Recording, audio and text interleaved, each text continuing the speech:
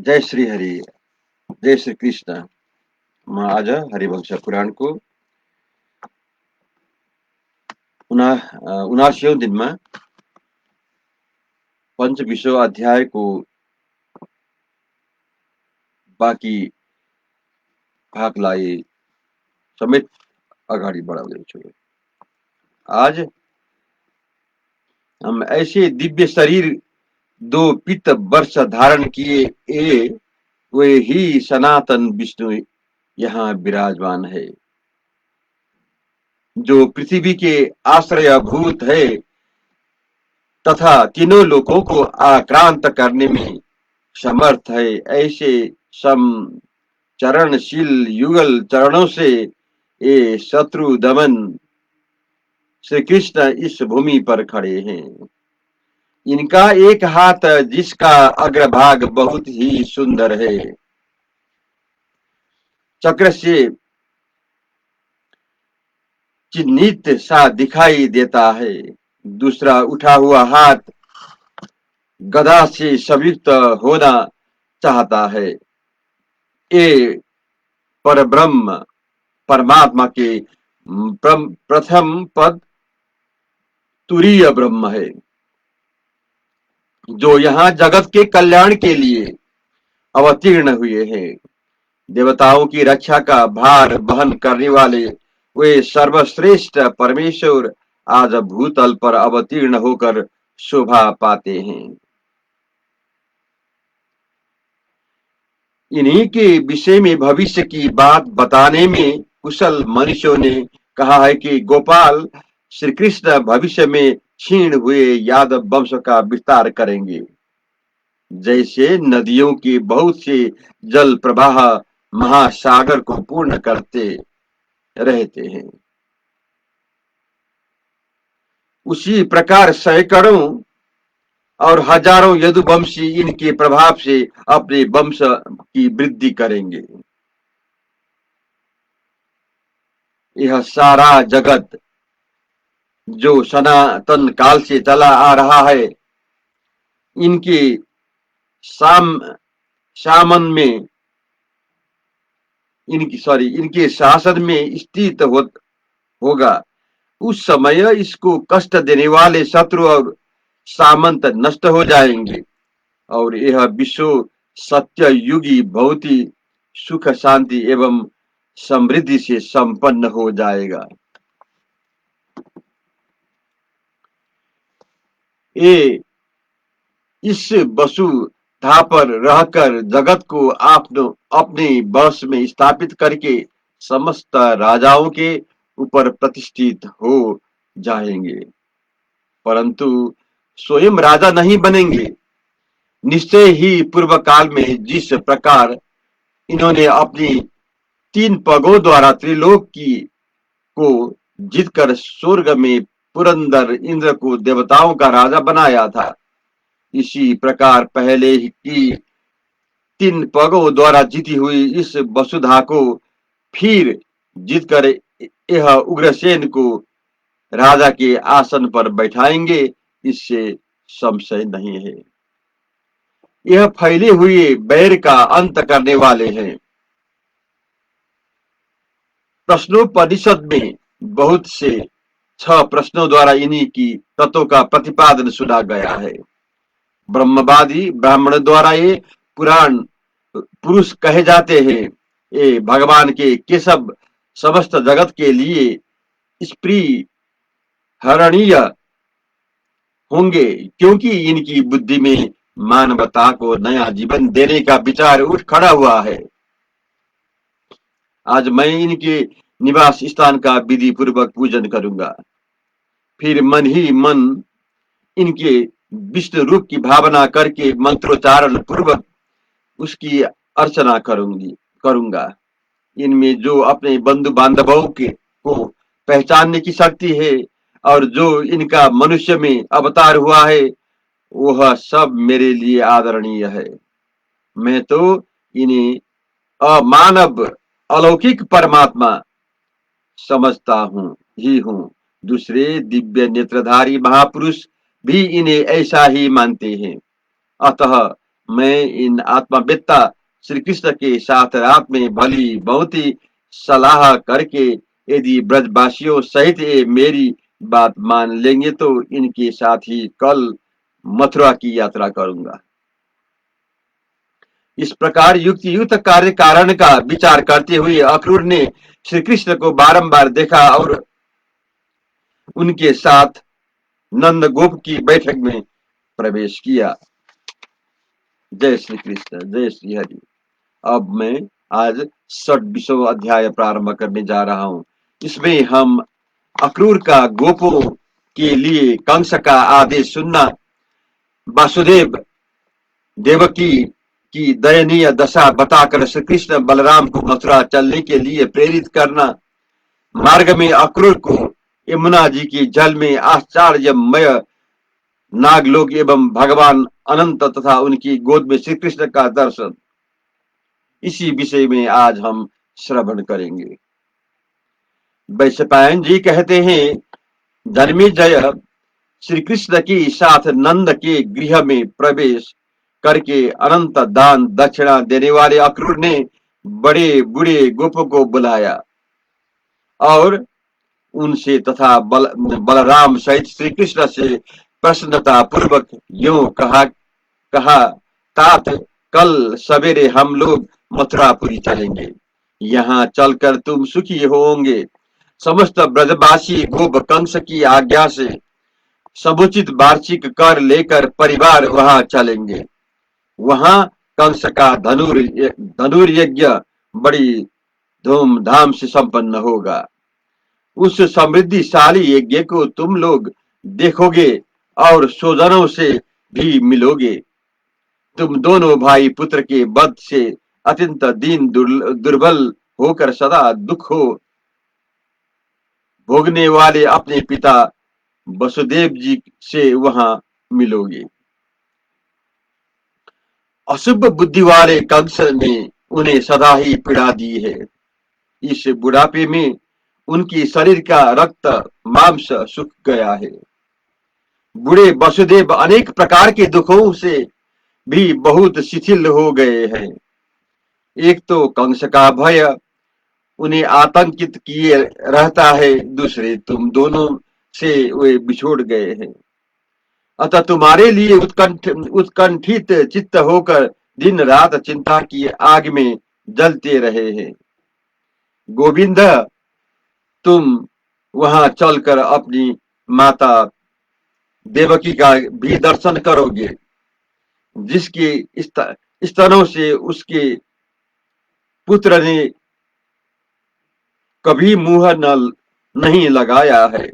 वह देवियों कैसी जैसी नारी इस समय प्रभावहीन होकर दुख भोग रही है। तुम्हारे दर्शन की आस लिए पुत्र शोक में सुखती जा रही है। बिना बछड़े की गाय के समान वह पुत्र वियोग के शोक से संतप्त रहती है। उस दुनिया के नेत्रों में निरंतर आंसू, उस दुखिया के नेत्रों में निरंतर आंसू भी रहते हैं। उसके वस्त्र में मैले हो गए हैं। वह राहु के मुख में पड़ी हुई चंद्रमा की प्रभा के समान जान पड़ती है। उसे सदा ही चिंता रहती है कि कब तुम्हारा दर्शन होगा। वह प्रतिदिन तुम्हारे शुभागमन की अभिलाषा रखती है। वह तपस्विनी नारी तुम्हारे शोक से शिथिल हो गई है। प्रभु, बाल्यावस्था में ही वह तुमसे बिछुड़ गई। अतः तुम्हारी मीठी मीठी बातें क्या रस है। इसको समझाने की चतुरता उसमें नहीं आ सकी है। वह तुम्हारे रूप को नहीं जानती।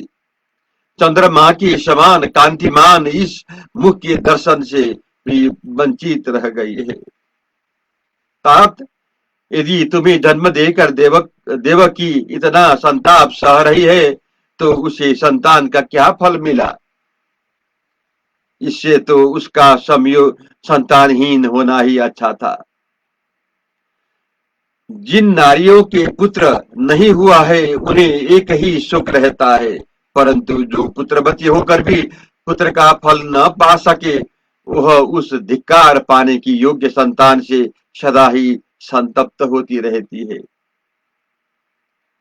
जिसके तुम्हारे समान गुणवान, इंद्र तुल्य तेजस्वी तथा दूसरों को भी अभय दान देने वाला पुत्र हो, उस माता को शोक की भागिनी नहीं होना चाहिए।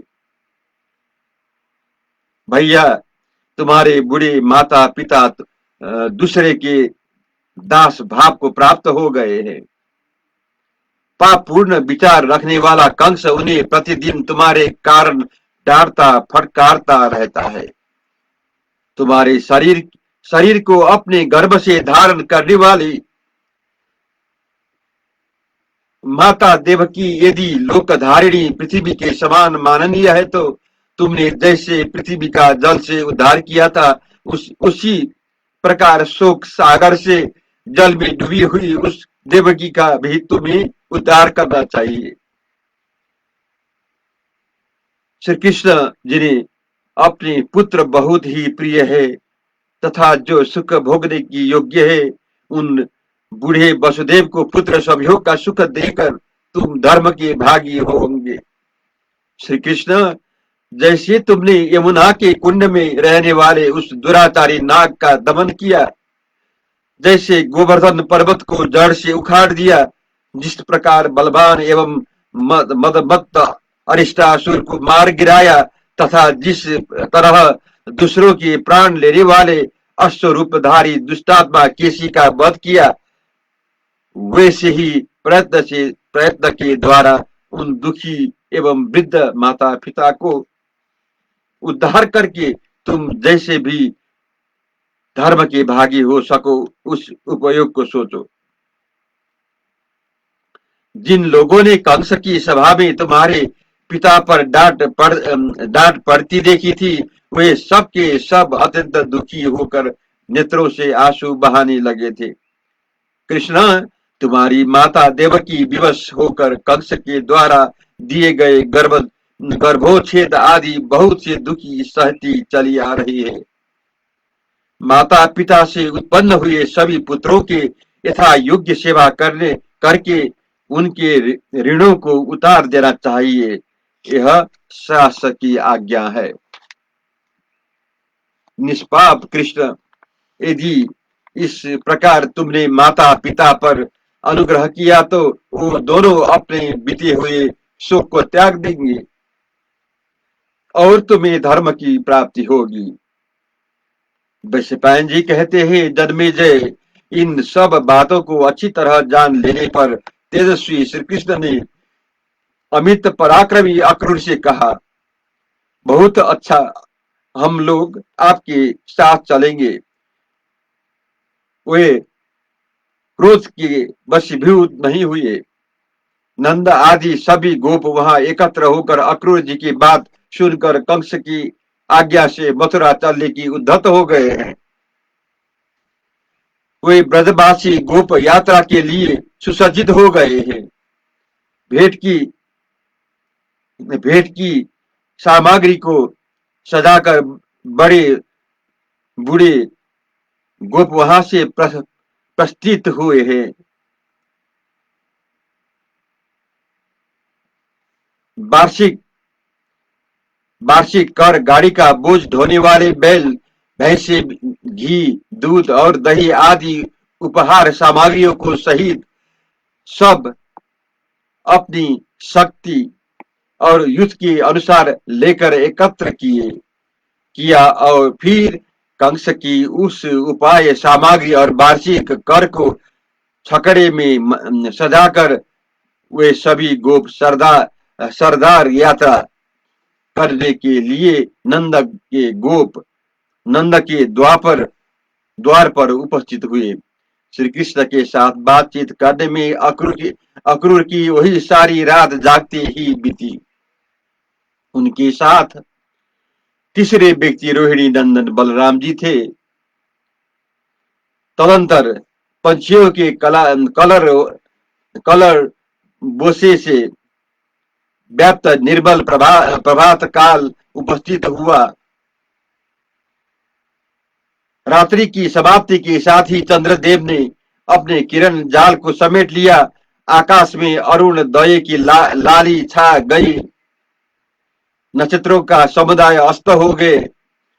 प्रातः काल की वायु के साथ मिले हुए उस कणों से पृथ्वी गीली सी हो गई। तरिकाएं क्षीण हो गई।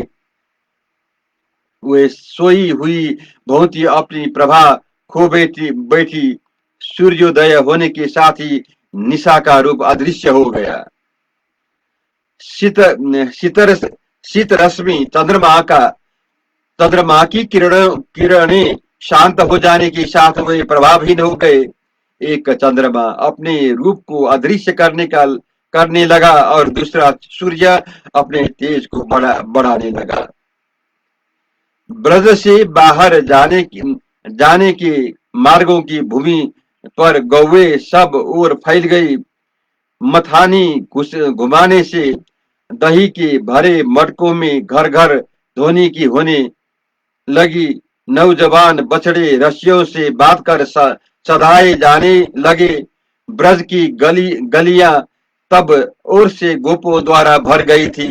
ऐसे समय में छकड़े पर रखे गए दही दूसरे दूध के भारी भारी भांडों को पीछे करके गाड़ी हाँकने वाला गोप तीव्र गति से चल दिए।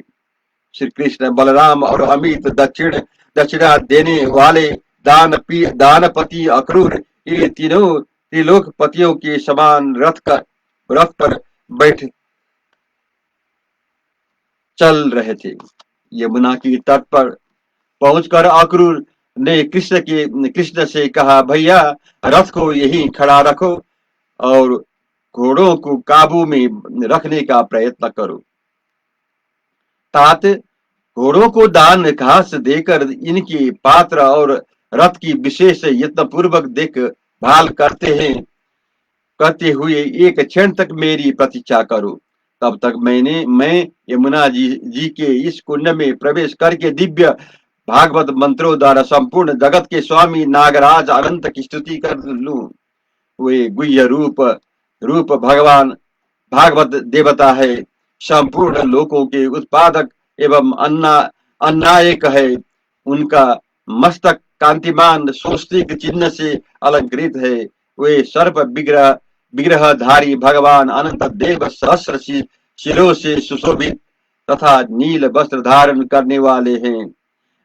मैं उन्हें प्रणाम करूंगा। स्वस्तिक के आश्रय भूत श्री विभूषित नागराज शेष का दर्शन करके मैं उन धर्म देव का जो विष होगा उसे अमृत के समान मानकर पी जाऊंगा। ठीक उसी तरह जैसे देवता लोग अमृत पीते हैं। वहां भगवान शिष्य के समीप सर्पों का समुदाय शांति के लिए उपस्थित होगा। मैं नागराज से इस उत्तम हृदय से लौटकर जब तक आ न जाऊं तब तक तुम दोनों भाई एक साथ मेरी राह देखते रहो। तब श्री कृष्ण ने हर्ष में भरकर उनसे कहा, धर्मिष्ठ महापुरुष जल्दी जाओ और लौटो। हम दोनों तुम्हारे बिना यहाँ देर तक नहीं बैठे रह सकेंगे। तब अमित दक्षिण देने वाले अक्रूर ने यमुना जी के जल में जाकर गोता लगाया, वहां उन्हें इसी लोक का बहुत ही रस तलबी नाग लोक का स्पष्ट दर्शन होने लगा। उस लोक के मध्य भाग में सहस्र शिरों से सुशोभित शेष का दर्शन हुआ। उनके पास सुवर्णमय दाल चिन्ह से ताल चिन्ह से युक्त ऊंची ध्वजा फहराती थी।